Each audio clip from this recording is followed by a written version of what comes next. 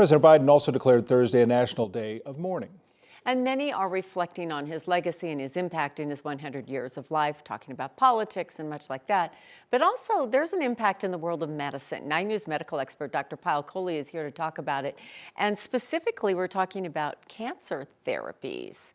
When we forget that he was diagnosed with melanoma, his skin cancer. He had a lot of other things happen many years ago. Yes, many years ago. And he changed the way we think about cancer because our approach to cancer treatment had been really very antiquated.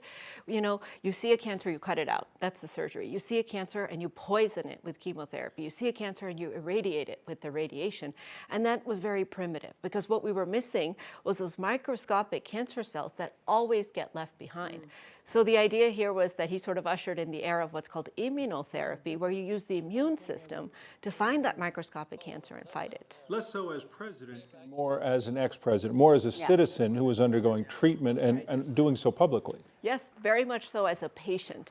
And that's what's really remarkable here is that he led us in so many different ways. But this concept of using our immune system has only emerged relatively recently. 2011 was the first FDA-approved immunotherapy agent where we use our immune system to sort of find the cancer, fight it, and trick it, so to speak. I think we always marvel at people living to 100 anyway, but, Yes. but he was so vital through most of his years until the last 22 months in hospice. He remained young for a 100-year-old man, considering that he was also a cancer patient. Very much so. And you think about cancer sometimes as this sort of terminal diagnosis.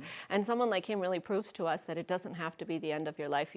You can live with cancer if you are smart enough to outsmart it, again, using these types of different agents. And, our immune system does a great job of surveilling viruses, surveilling bacteria, but the cancer cells are smart. They release chemicals that trick our immune system.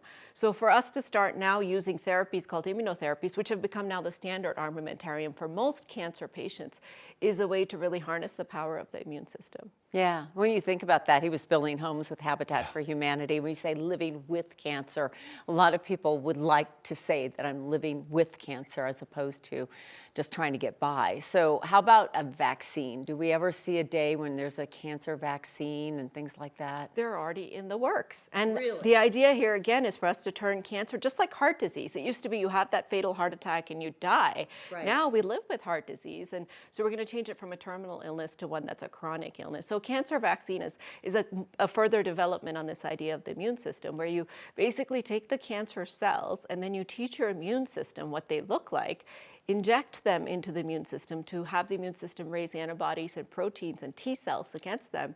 And so then if it ever comes back, you can then fight it. So we're not having cancer vaccines to prevent cancer, so to speak, except for cancers caused by viruses like human papillomavirus, which causes cervical cancer, but more to prevent recurrences of cancer so that when you fight that cancer that first time, you don't feel like you're necessarily living with that dagger hanging over your head. Finally, on President Carter, you're talking about the man living with cancer, but you also that personality.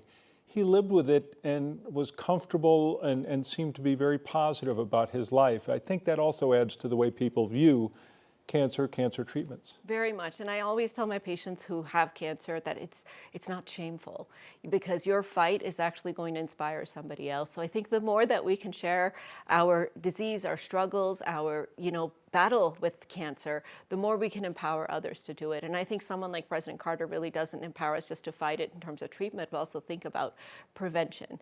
And today in 2025, there's so many cancers we can prevent, but we just have to stay on top of it. Continue to learn how and grow. Well, we will be remembering him throughout the rest of the week as well. Thanks as always, Dr. Payal Kohli.